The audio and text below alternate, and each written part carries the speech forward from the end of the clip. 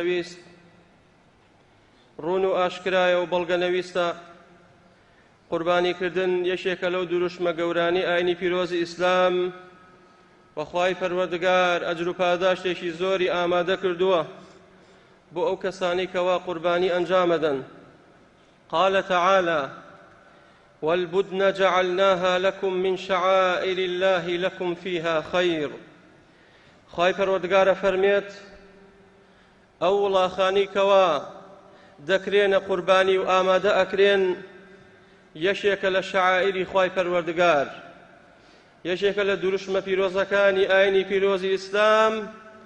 لەکم فیها خەیر، ئەجر و پاداشتی دنیا و قیامەتی بەدوایە دێت. وقال تعالى ذلك ومن يعظم شعائر الله فإنها من تقوى القلوب. هەر کەسێک دروشمەکانی ئاینی پیرۆزی ئیسلام بە گەورە دابنە و بە گەورە بە پاشی ڕای بگرێت فإنها من تقوى القلوب، ئەوە بەڵگەی لەسەر ئەوەی دڵی ترسی خوای پەروەردگاری تیا چەسپاوە، واتە لە خوای پەروەردگارە ترسێت، بەڵگەی سەلیمبوون و سەلامەتی دڵەکەیەتی.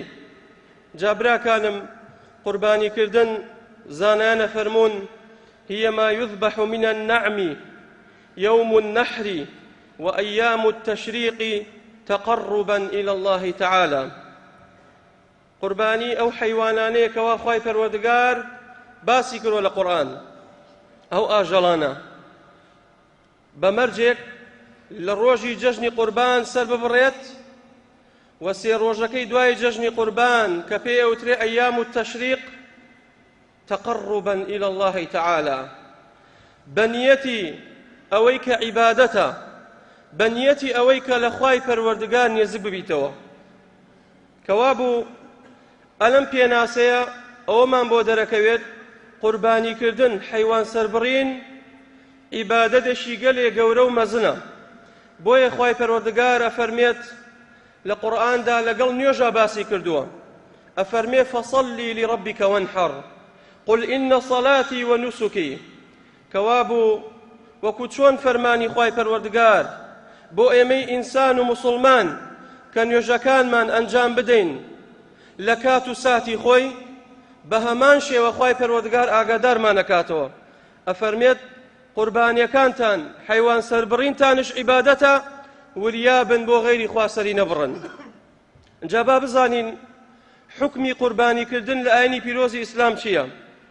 جمهوری علەما زۆرینەی زانایان ڕەئیان وایە کە قوربانیکردن سونەتێکی موئەکەدەیە، بۆیە پێغەمبەری خوا صلی الله عليه وسلم لە سەفەر و لە حەضەر پێغەمبەری خوا صلی الله عليه وسلم دەستبەرداری قوربانی نەبووە، لە سەفەرش ئەنجامی داوە. و هەندێک لە زانایانە فەرموون ئینەها واجبە، قوربانیکردن هەر کەسێک بوو نەبێت توانای هەبێت بڕێ پارەی هەبێت کە بتوانێت قوربانی بکات نەیکات تاوانبارە. چۆن و بەهێزترین و ڕوونترین بەڵگە لەسەر سەلماندن و واجبێتی قوربانیکردن ئەم حەدیسانەیە کە ئێستا دین باسی یەکەین.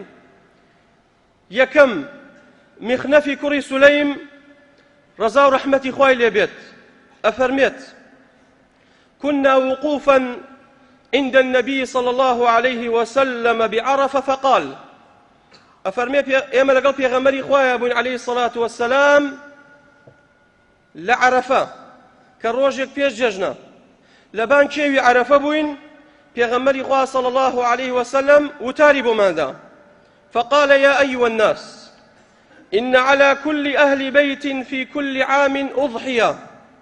فرمو أي خلشينا لسرهمو خاوەن ماڵێک لەسەر هەموو ڕئیس عائیلەیەک و هەموو ساڵێک ئەبێ قوربانی بکات. ڕەواه ئەبی داود. ئیمامی مبارەکفووری لە شەرحی ئەم حەدیسە فەرمێت ئەی واجب عەلەیهم، ئەمە بەڵگەی لەسەر ئەوەی کە واجبە ئەو کەسانی کە بوونەن کە قوربانی ناکەن تاوانبارن.